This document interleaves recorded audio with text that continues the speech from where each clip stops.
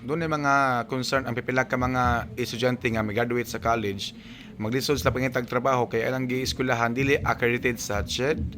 Unsa na to pag badlong ni isip kamo sa CHED nga mahunong ni ilang pag manawat o mga estudyante unya di man dahil sila accredited sa inyong opisina. Kuan sir, ang usual gid nato nga ginabuhat diri sa CHED is mag-issue gid mig advisories kung if ever close gid siya nga HEI.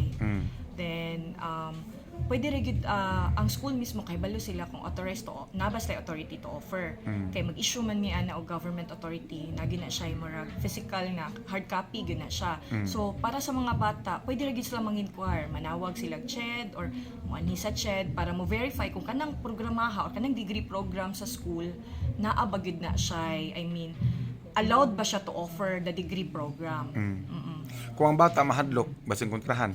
Pwede ra sad sila sir mag-anonymous dayon ang process man gud ana if naay complaint or inquiry amo na siya i-validate dito sa school, not necessarily nga naay name. Pwede ra gyud namo moingon ang complainant nga ma'am kuan na siya i-anonymous lang, pwede ra gyud as long as nami data unsa nga school unsa nga degree program pwede ra mi mo validate. So kamoy mo imbestigar ani.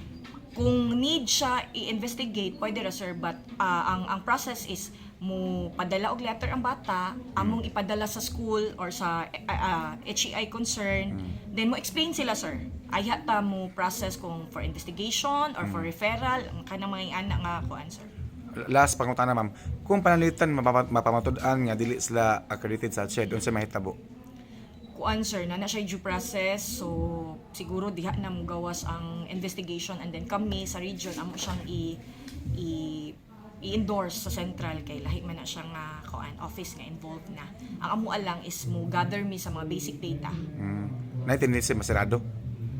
Kung di gyud siya authorized sir, in the first place wag gyud siya nag-open, di siya authorized to open, pwede gyud siya sir makakuan na siya kung wala lagi authority.